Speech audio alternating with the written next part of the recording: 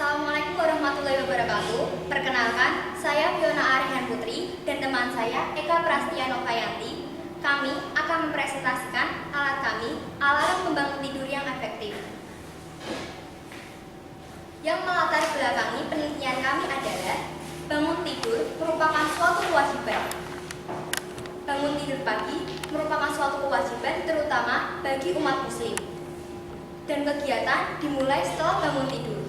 Jika kesiangan, kita akan terganggu dan tidak fokus. Tetapi masih banyak dari siswa SMP Negeri 19 Semarang yang terlambat karena bangun kesiangan. Alarm pada smartphone dimatikan, namun tertidur kembali. Maka kita membutuhkan alat pembangun tidur yang efektif. Di sini kami membuat alarm pembangun tidur yang efektif. Rumusan masalah dari penelitian kami adalah bagaimana cara membuat alat pembangun tidur yang efektif. Kedua, bagaimana cara kerja dari alat pembangun tidur yang efektif.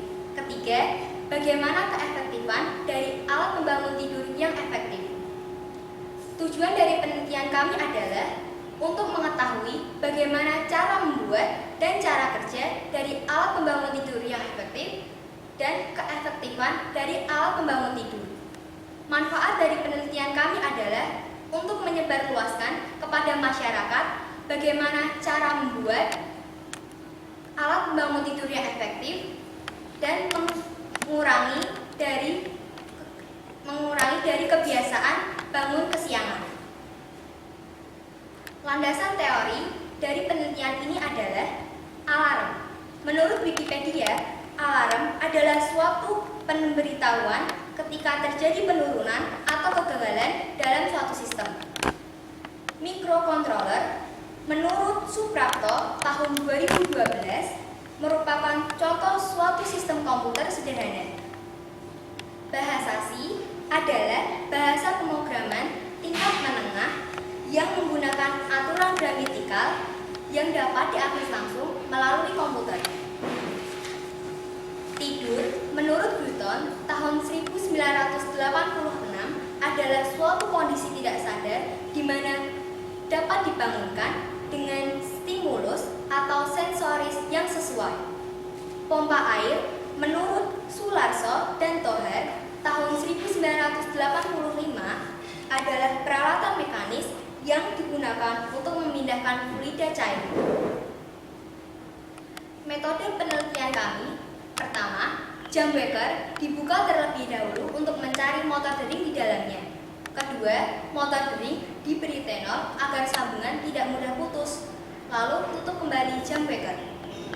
Kabel pada jam waker disambungkan dengan kabel jumper. Sambungan kabel diberi tenor dengan rapat agar tidak terjadi konsleting. 6. Kabel jumper disambungkan ke input anode dan ground. Pompa diberi kabel dan diberi tenor agar sambungan tidak mudah lepas. 8. Sambungan kabel dari pompa diberi transistor. Basis pada transistor dimasukkan ke mikrokontroler output 12 dan emitor pada transistor dimasukkan ke mikrokontroler output ground dan kolektor pada transistor dihubungkan ke pompa kabel hitam dengan tenor. Kabel merah dan kabel pompa disambung ke mikrokontroler 5V dan sambungan diberi lakban agar tidak terjadi konsleting. 11. Kemudian mikrokontroler diprogram dengan menggunakan aplikasi Arduino IDE. 12. Setelah diprogram kemudian melakukan uji coba dengan menggunakan power bank untuk mengetahui apakah sudah diset oleh mikrokontroler. Jika belum menyimpan, maka ulangi tahap pemrograman.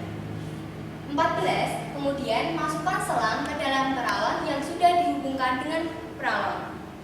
15. Pasang kartu penyemprot pada ujung peralon di bagian atas. 16. Pasang ujung selang di bagian bawah ke pompa output.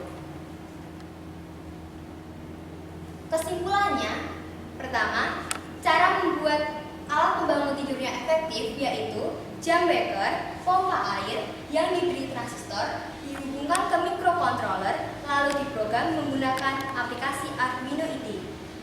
Cara kerja alat pembangun tidur yang efektif adalah alarm berbunyi ketika adanya motor kering dalam jam waker karena jam waker telah disetel pada jam tertentu.